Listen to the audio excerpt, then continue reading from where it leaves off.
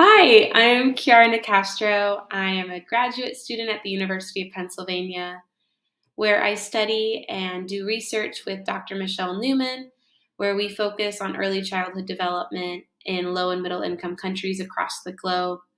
Today, however, I'm going to be talking about my passion project over the last year, which is strengthening inclusion of early childhood workers with disabilities.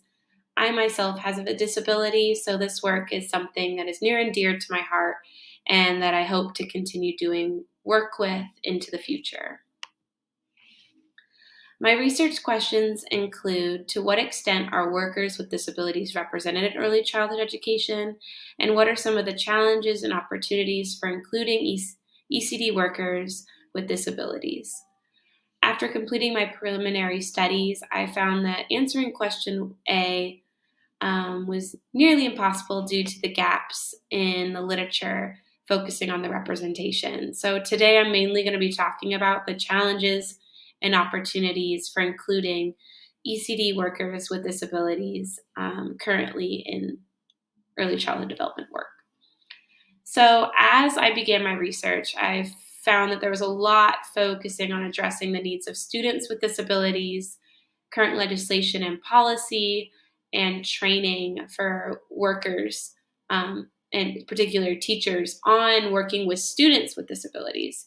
Yet that left some gaps in understanding the experiences of educational workers with disabilities across the globe.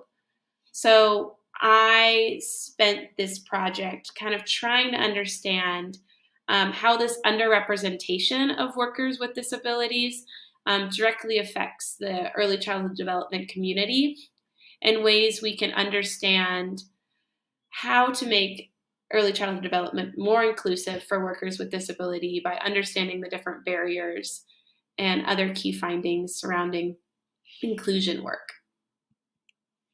So some of the barriers for inclusion I found within ECD focus on physical barriers, employers' lack of awareness and understanding and perception of workers with disabilities' abilities to function in a work environment, as well as social stigma and a person with disabilities' own um, kind of perceptions of themselves and their ability to do work. The other main one was poverty. People with disabilities often find that they're in and out of this cycle of poverty. That disability can either be the cause of them experiencing poverty or be a consequence of them having a disability. So the main tension that I wanted to kind of highlight, as you can see in this graph below, is the tension between employers' ideology of including workers with disabilities versus that perceived professional responsibility. And by perceived professional responsibility, I mean what different kind of cultural perceptions are they having that are making them feel that someone with a disability isn't qualified to work for them? Or, as you can see in the graph below, what are some of the sacrifices that they feel that they'll have to make in order to make other stakeholders happy? Like, for example, by hiring someone with a disability, is is the perceived area of quality going down for children, or are parents going to be disappointed? Versus actually focusing on inclusion. Another one is lack of awareness of employees' rights and disability rights in general. Another really interesting one is the cost of implementation and using cost as a barrier um, to achieving inclusion in different spaces.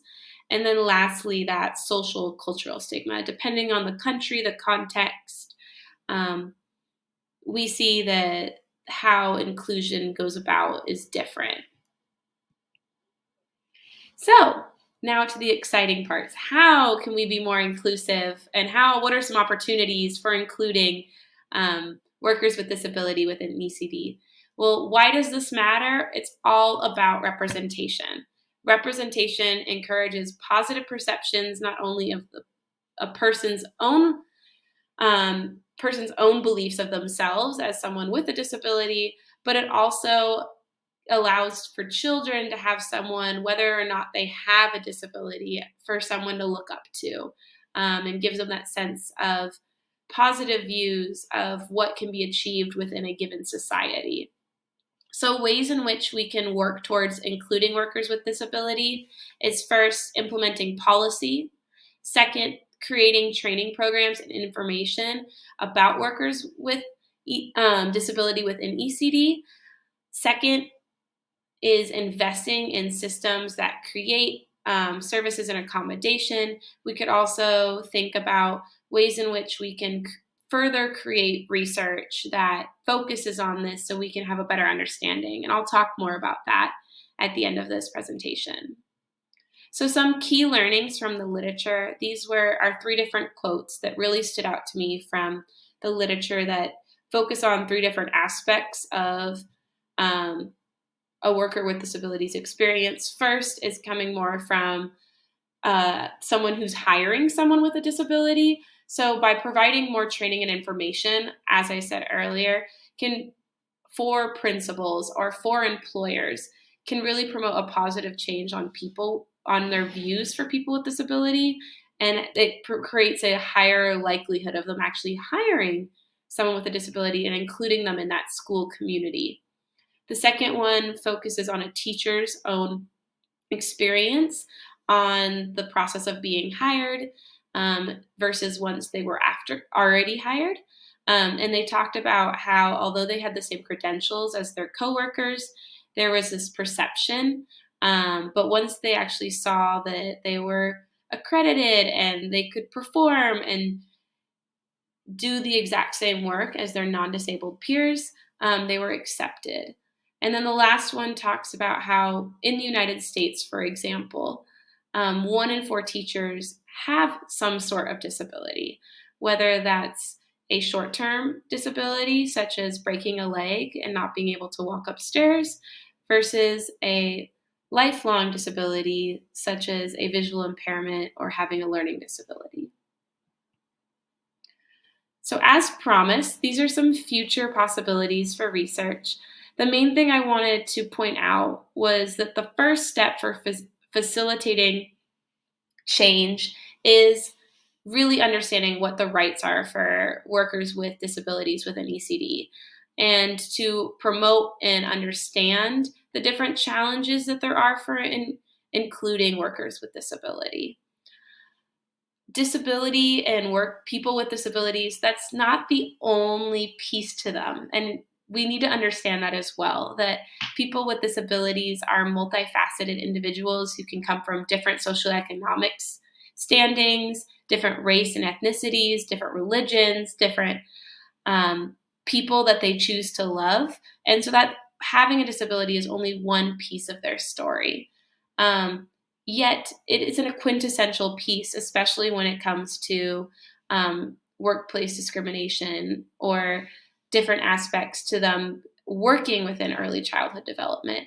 So what I'm tasking all of you with is thinking about people with disabilities and workers with disabilities within early childhood. So moving forward, there should be more case studies across the globe focusing on workers with disabilities trajectories, challenges, successes, and data collection surrounding that, which includes creating surveys, as well as focusing research on policy and how to better create programs that promote inclusion for workers with disabilities. Thank you so much for taking time and sitting and listening to me today. If you have any questions, please don't hesitate to contact me. My email is over in the corner. I also have a QR code where you can come back and listen to this and directly ask me questions. I want to give a special thank you to Dr. Michelle Newman for being a mentor and helping push me to do this research, as well as the University of Pennsylvania and the Graduate School of Education. Cheers, y'all. Have a great rest of your CIES presentations.